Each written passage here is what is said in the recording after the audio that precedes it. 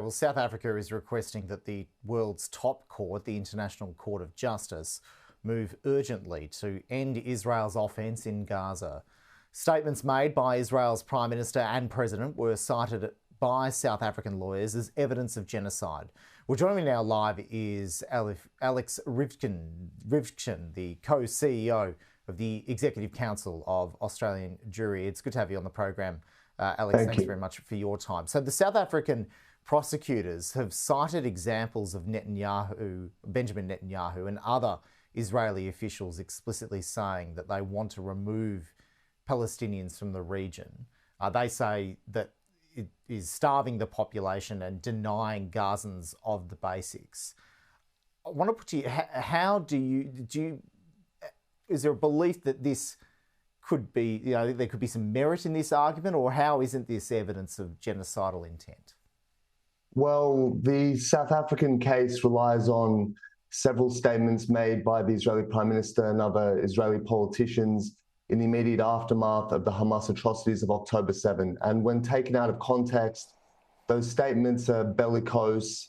They're aggressive, angry statements reflecting the mood of the country after such horrors were inflicted upon its people. But Israel has maintained categorically and unequivocally and consistently that it has no intention whatsoever of harming Palestinian civilians, that it has no intention of depopulating Gaza of its Palestinian population. It has no intention to reoccupy the territory whatsoever.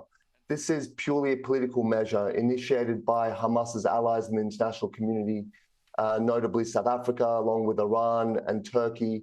And its aim is to provide political cover for Hamas at a time when its infrastructure, its leadership is teetering. It's on the brink of collapse in response to Israeli forces and the invasion of Gaza after the October 7 attacks.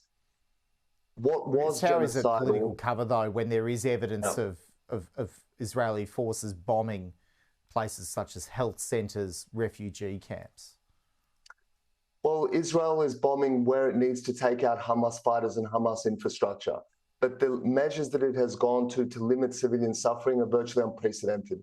It is literally telling the Palestinians and telling Hamas which neighborhoods, which parts of Gaza it intends to strike in order to allow civilians to leave and to minimize the displacement and the toll on the civilian population. But when you have a terrorist force, genocidal in character, which seeks unequivocally to destroy the state of Israel and to kill every Jew within its population, and it is embedded within the civilian population, it fights from tunnels, it commits ambushes, it stores its weapons in its command centers in hospitals and schools and apartments, and we've seen ample evidence of this.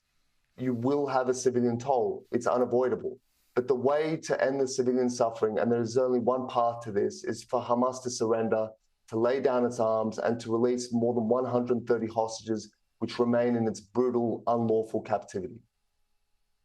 So in terms of this case, though, DFAT has said it respects the international ICJ process, and now the government's sort of facing pressure from Australian senators such as David Pocock to support this case. David Pocock has said that he's strongly supportive of the need for a credible and robust examination of Israel's conduct under the Genocide Convention.